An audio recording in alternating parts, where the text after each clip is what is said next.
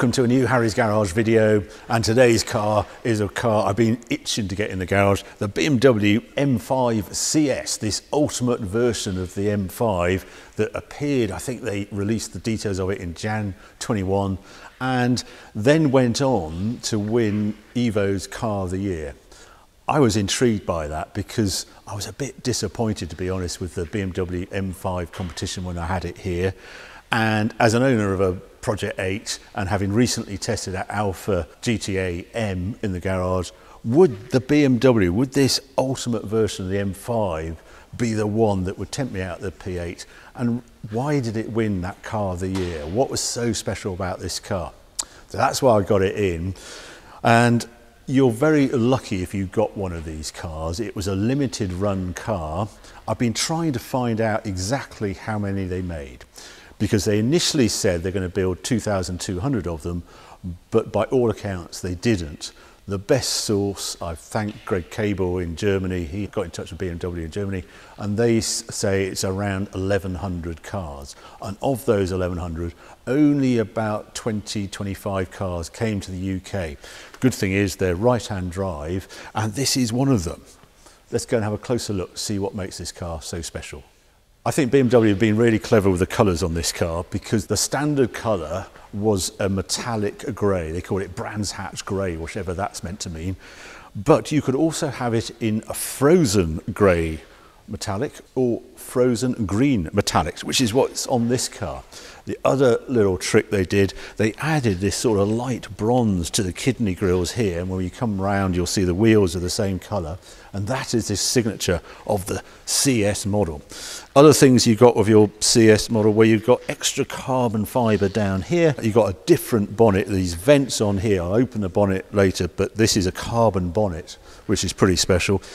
There are the forged wheels for this car in this bronze again, another flash of bronze on this vent here. You got red calipers as standard, but you could option gold calipers if you wanted. More carbon on the mirror. Come round, carbon roof on here. Slight extension, I think the M5 competition got that as well. Same size wheels and tyres, so this is sitting on 285 and 20-inch wheels at the rear. An extra carbon rear spoiler as well, and then a diffuser. And also, I love on the press pack, they term these exhaust pipes unadorned quad pipes. Who knew unadorned quad pipes was a thing to have? But overall, it's got a real stance, I think, this car, and looks very special when it arrived. Now, another very special car I have to mention, because some eagle-eyed viewers might spot, there's a Bugatti Chiron there. Not only any Bugatti Chiron, but a Per Sport. That is coming up with a future video. I've done a swap with a friend with a Project 8. He's taken my Project 8, and he's left me that for a couple of weeks to live with, which is very kind of him. But anyway, back to the BMW. And being an M5, you obviously get a great big boot on it. Different on the Club Sport, have a look in the interior, the seats don't fold down, but that is enormous. But that's part of being a 5 Series. Now, come round the side. One thing you've got to say about this car, it's huge. It's 5 metres long, which is the same size as a Range Rover or something like that. It's much bigger than the Project 8. That's, well, 4.7 metres, so that's about a foot longer, and the Alpha is the same sort of size as the P8. But inside is pretty special as well. First thing to note are these crazy front seats, which are almost better viewed from behind.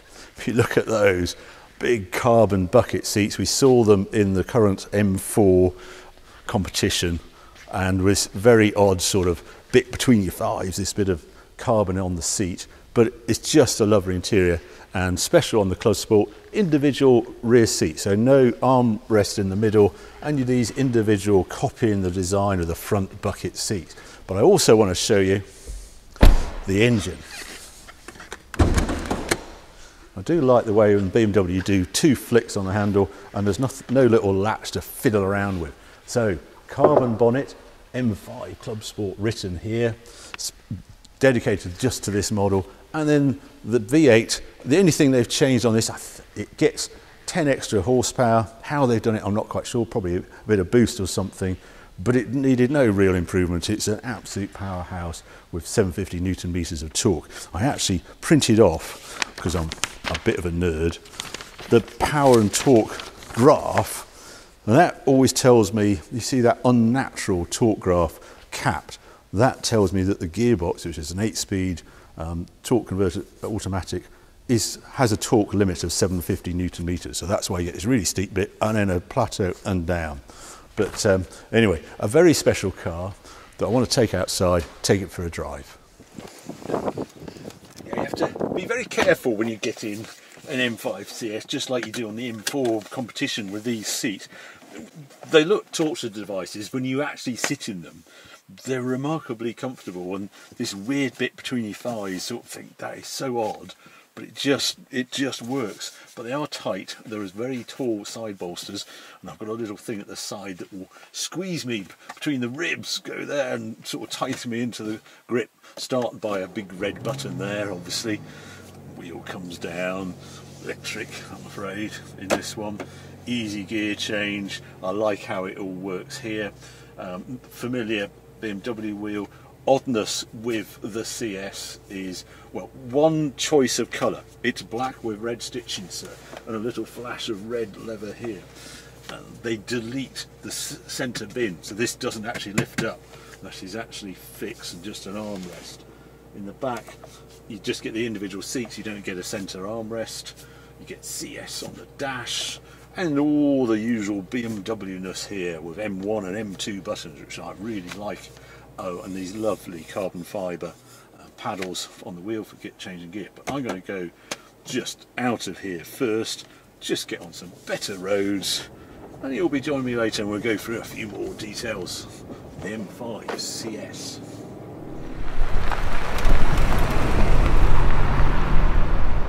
One thing that strikes you as soon as you start going down the road in this M5, just giving it a little bit of exercise, it rides pretty well for such a crazy saloon as this is. It's very compliant, really, for the sporting brief that you would expect from its stance and what it means in these seats. It's also quiet. I put it on my normal test road, and although I can hear road noise, I actually measured it. It's about 72, 73 decibels at 60 miles an hour. And that is pretty quiet for this sort of car.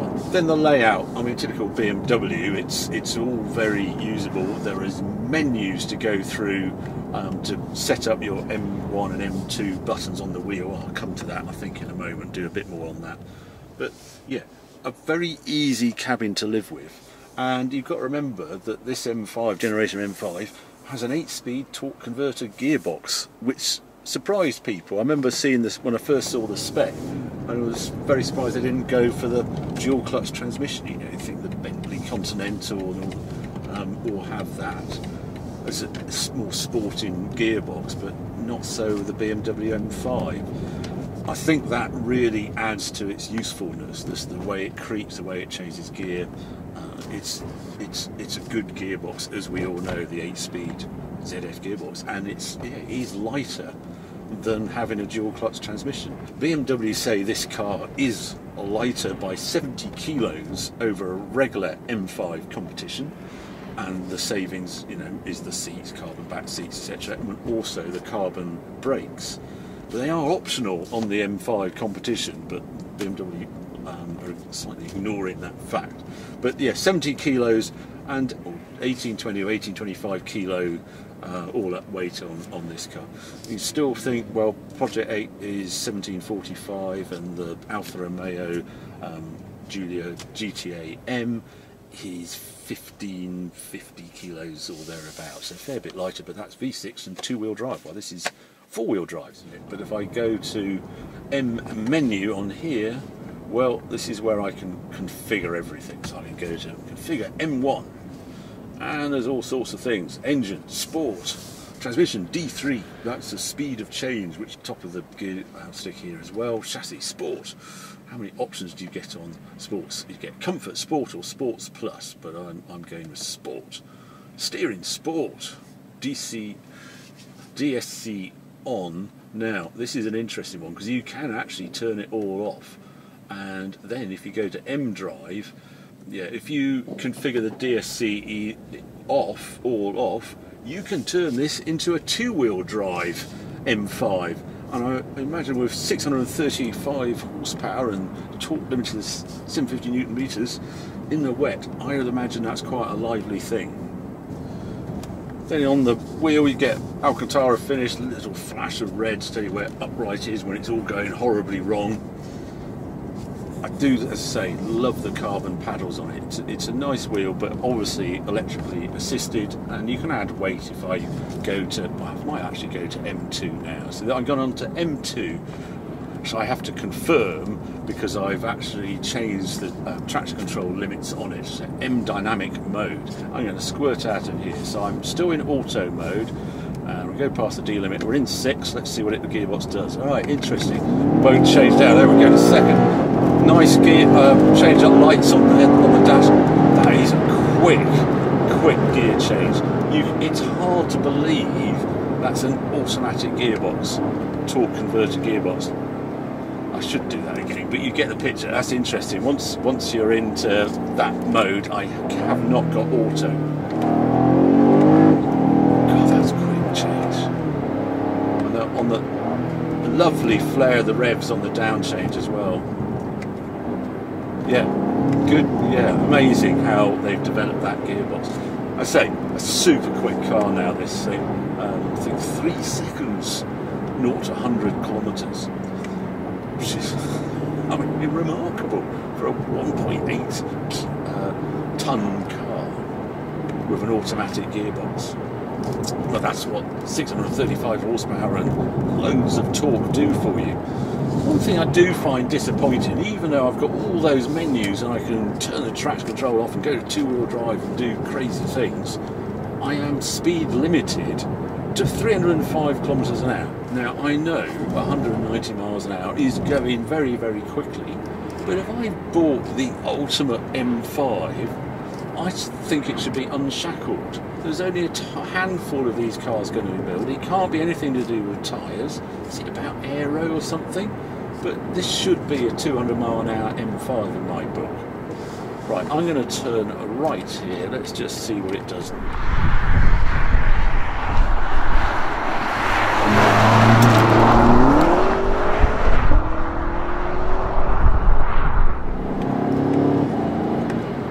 Much of a voice coming through, is there? It's a little mellow on the sound as it goes up the red line. Now, this is this terrible bit of tarmac, but no, there's no issues with cambers or anything deflecting the wheel. Absolutely rock solid. Yeah, impressive. And back to M2, which I have to confirm because I've turned the limited amount of traction control on this car on there. This is my compression. Feel it through here, just beautiful body control through there. Wakes up nicely around that turn. Oh, it's a quick car. Oh, it's nice around there as well. Seats are stunning, absolutely stunning. The way they grip me through that's quite a high G corner as you go through there. Yeah, something I haven't mentioned is price. This car on the road, £141,000. That is an uplift of 43,000 over a standard M5 competition. That's quite a lot. The car actually in this group, the 3 cars I'm discussing, with the biggest uplift is the Alpha GTA M.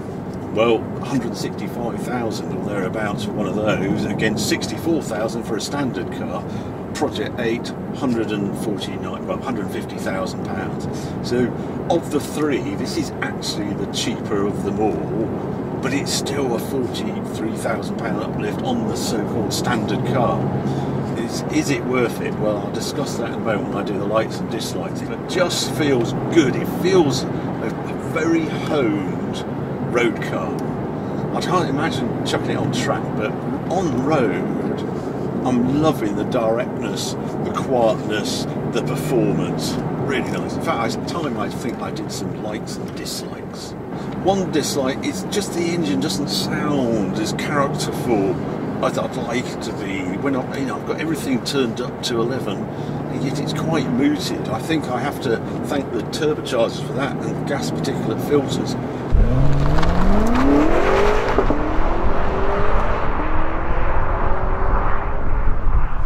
Yeah, the next dislike, well, it's a big car, 5 meters long, even at 1800 kilos. It's a lot of mass to chuck down a road like this, but then you don't always, it's not a full B road blaster, this is an A road blaster as well. And it is a fair bit lighter than something like an RS6, and it does feel very light on its feet for an 1800 kilo car. Let's just try it around here. I think it'd be quite impressive around here. Chuck it into here. Oh yes. I am absolutely not thinking this is four-wheel drive. I can feel the rear really loading up and chucking me through that corner.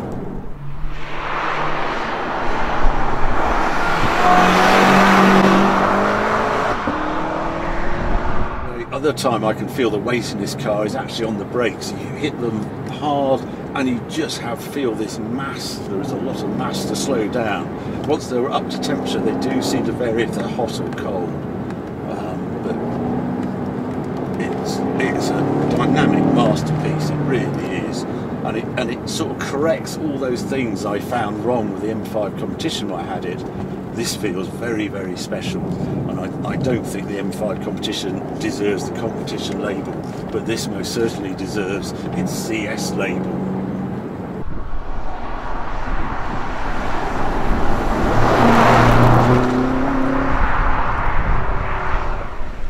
The other thing I really like about it, it's just such a livable car, and yet it can be entertaining on a road like this. The thing that strikes me is the M5 is basically the godfather of all the Uber saloons. Since it came out in '86, it's the benchmark car. And this is the ultimate M5, and that's what it feels like sat here. I think it's a hell of a premium over the standard car. If those other two cars, P8 and Alpha, didn't exist, I say, I'm not sure if it's actually worth it, but we've seen those sell in the market and be adored, and so I can understand why BMW feels it can charge 40,000 premium for this car. So I would say of the three, I would pick this M5 if I was going to use it almost as a daily. If I was going to use it daily, do journeys and enjoy it and go to my race team or something, that's what this car is suited for. If I actually was going to use it for limited miles, occasional track days, and sort of just to sort of really revel in dynamics, I think both the Alpha and the Project 8 just have its upper hand on it. And I think the Alpha is just glorious in an Italianness and the style. You just can't help but love that. But oh god, it's got just the fact it's four-wheel drive and I can take liberties, and yet it's there behind me, but I'm not feeling it's a four-wheel drive weapon. Anyway, I digress. So yeah, the Alpha is just a glorious Italian bit of madness. Expensive. The Project 8, I just think it has a bit of feistiness about it, and that engine is uber characterful, that supercharged engine, and I think that defines the Project 8. And I know when you look at the Nürburgring times, it's funny, it's got the Nürburgring map on the headrest in this M5 CS, so you think they'd make a big play of it. But the actual times, well, it did a 7:29 lap around the Nürburgring. They declare the Alpha is at 7:32, but the P8 is 7:18, so it just shows how aggressively fast that Project 8 is on track compared to the two other cars. So there you go, I've really enjoyed this car. But for me, I'm going to keep my P8. It just feels more special for those odd occasions I take it out. But I've really enjoyed my time in this M5. I hope you've enjoyed this test. If you have, well, keep watching, keep subscribing. More videos coming on very soon.